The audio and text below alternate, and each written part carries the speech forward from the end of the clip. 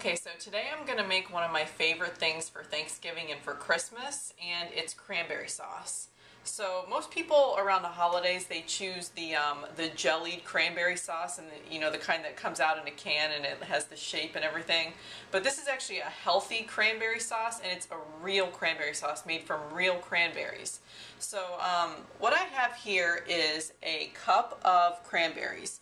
And a cup of cranberries has about 45 calories and about 4 grams of fiber, 12 carbs total. So it's very low in sugar. There's only 4 grams of sugar, but it's also an anti-cancer, anti-inflammatory. It's a powerhouse berry. So cranberries are really good in that they give you all the cardiovascular benefits of other berries, but if you ever tried one, they're real tart. So a lot of people don't like to buy them in the whole berry form, but that's really the only way you're going to get all of the nutrients.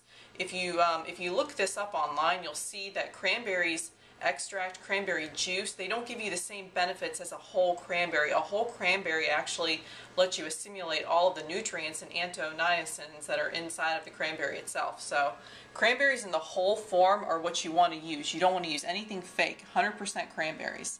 So I have a cup of cranberries here. I'm just going to put them into a bowl. I've already washed them. And I'm going to add some water to my berries before I stick them in the microwave. This is such a super simple recipe. You can make it with a whole bag of cranberries if you want, and I always make sure that I have like a pear or an apple to mix with it. It's kind of a good healthy dessert. So so to start my cranberries, I'm just going to add a little bit of water, and you can see that I filled it up to almost to the top, just shy of to the top of the berries itself. So I'm going to stick this in the microwave for about a minute, and you want to cover it because as the berries heat up, they're going to burst because they're all hollow. So I'm going to put this in the micro for a minute, and then I'll be right back.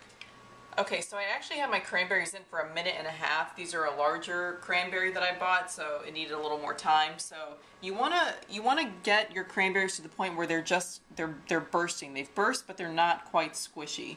So what I'm going to do is I'm going to break them up with a small fork. And basically what you're doing here is cranberries actually turn gelatinous when you crush them up. So as I'm crushing them, you see the liquid in there, it's actually getting thick, almost like a sauce. So regular cranberry sauce, if you've ever had the real kind, is kind of chunky because you still get the good skins in there, but you also get that good gelatinous effect that actual canned cranberry sauce has too. So as I'm crushing these up, you can see that it's turning a little bit thicker. And that's when I'm going to start adding all of my spices. So the spices that I have going into this are going to be pumpkin pie spice. It's a great fall flavor. It's a mixture of cloves, a mixture of cinnamon. It's got nutmeg in there. It's got those good like pie flavors in there, so you kind of assimilate the pie. So just a side note, you want to crush your berries. I don't know how thick or chunky you want it, but I like it kind of chunky, so I'm going to crush them up pretty well. But I want some of the chunks in there too. So see how gelatinous that is? It's a real thick, almost kind of like a soupy thing. So basically the spices I'm going to add are cloves. I have ground cloves here, and cloves is the #1 antioxidant herb that you can use. It beats oregano, so a lot of people don't know that, but cloves is a really good addition to this. It smells like apple cider in here. I'm going to add some regular cinnamon just because I like cinnamon. And cinnamon actually helps you resist the insulin surges in your bloodstream, so any kind of sugar that you're eating on Thanksgiving Day or Christmas Day, it'll help with that too. And here is my pumpkin pie spice. Ginger. There's also ginger in pumpkin pie spice too. And of course, my favorite ingredient of the entire world is stevia. So this is what makes it sweet, and you don't need to use sugar in this recipe because you just sweeten it with the herb stevia, and that's what gives it its sweetness.